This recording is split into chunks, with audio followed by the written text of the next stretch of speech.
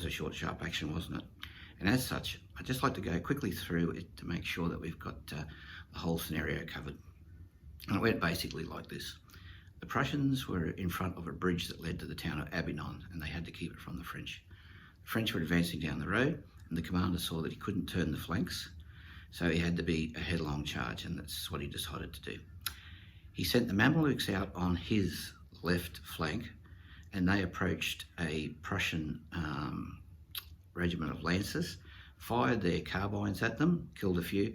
The lancers, enraged by this and having no reply, charged, and the Mamelukes led them away from the battlefield, just keeping in front of them, and the Prussians took their horse gun with them.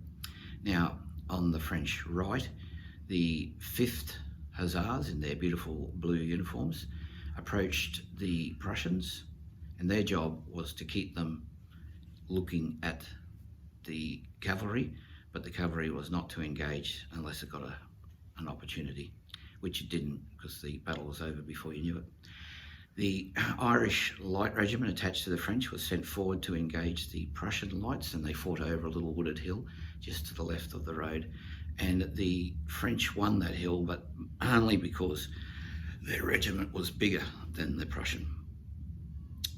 As the 1st Battalion, the 3rd Battalion of the 10th Regiment of French approached down the road, the cuirassiers that were travelling on the left-hand side of them moved around in front of them onto the road to charge up the hill. In so doing, they forced a Prussian battalion, the 2nd 21st, to form square, and as the cuirassiers went by, the square, one side of the square at least anyway, took a shot at the cuirassiers.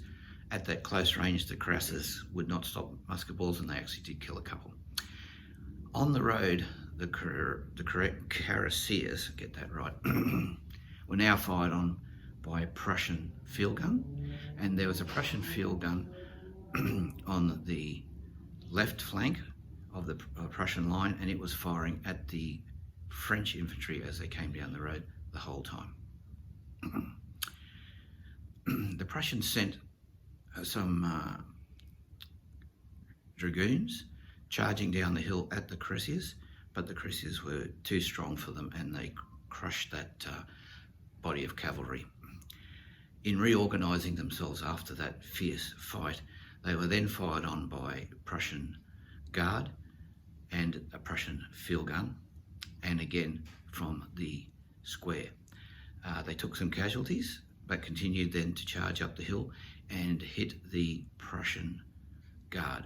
Now, that fight was fairly even. The Prussian guard are very good, but the French did win, and the guard retired into the wood behind them, where the French heavy cavalry wouldn't go. French heavy cavalry then continued around to the bridge and captured the ammunition train, which for all intent and purposes is the end of the game.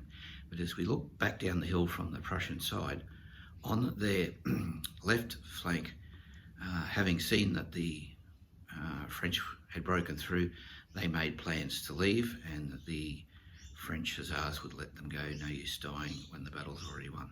But on the Prussian right flank, it was being held by a regiment of Lanois, who were militia, and with them seeing how it was going, they just turned and dissolved away into the field. So that was the game. It was over as quickly as it had begun, and I hope you enjoyed it. Now, I will put up a link to how Tricolour rules work if you'd like that, and at the very end, if you'd like a free electronic copy of Tricolour rules, there's a Gmail address for you. Just send a request there and I will send you out a copy. All right, thanks again for tuning into my channel. If you like it, please subscribe. It's all very encouraging. Till we meet again, thanks.